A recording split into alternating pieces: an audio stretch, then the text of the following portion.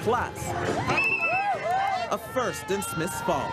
Finally, it's an opportunity, I guess, to be very inclusive, celebrate diversity. How a pride parade is bringing a small town together.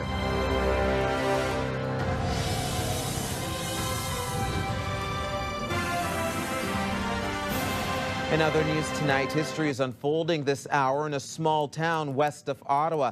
Smiths Falls is holding its first ever Pride Parade. It was created as a chance to give smaller communities their own opportunity to celebrate diversity. CTV's Leah Larocque joins us live from Smiths Falls. Leah, how's it going over there? Well, Stefan, the parade has ended here in Centennial Park, but as you can see, things are still going strong. The party really just beginning. Hundreds of people marched today, some even coming as far as Brockville to participate. But in the town of Smiths Falls, people came out of their homes, they came out of their businesses to encourage people, to cheer people on. And really, this whole event has just exceeded all expectations. For the first time, Smiths Falls is proudly marching.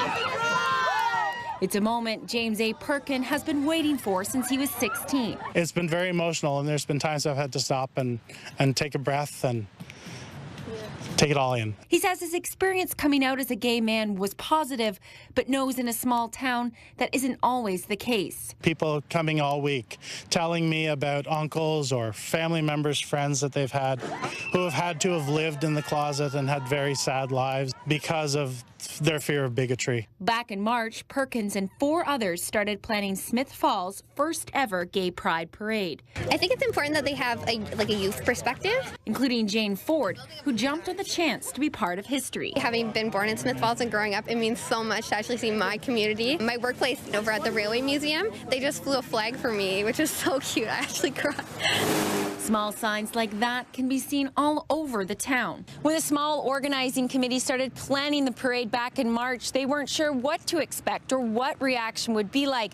But they say they've been overwhelmed with support from the town of Smiths Falls, as well as neighboring communities like Cornwall and Kingston, even receiving a congratulatory message from pride organizations as far away as Kelowna, BC. I think it'll be bigger than anyone ever expected. Mayor Sean Pankow says there has been very little negative reaction, and the town is an example of progress. Finally, it's an opportunity, I guess, to be very inclusive. Smiths Falls is proud of everybody. We all want to be part of the same community. And it's really empowering and inspiring. I feel like a lot of other small towns should have their own pride parade just for people in that town. Now people can be like, well, I'm not alone, and there's other people here. Yeah. We can be happy. Organizers say this is a day to come together, but also a message to future generations that Smiths Falls will always be proud. Now, as you can see, things will keep going for the next couple of hours. There's food, there's music, there's dancing, and organizers tell me that they've already started thinking about next year's event, which will be the 50th anniversary of the first ever Pride Parade. Stefan. CTV's Leah Larocque reporting live from Smiths Falls for us tonight. Thank you, Leah. It's a busy day of work for James Perkins at his cafe in Smiths Falls, but this weekend is going to be even busier. He's one of 5 people organizing the town's first Pride Day on August 18th. He says he's not sure why there hasn't been one before, but the time has come. Next year is the 50th anniversary of the first Pride Parade. So it's time that we've gotten in there now.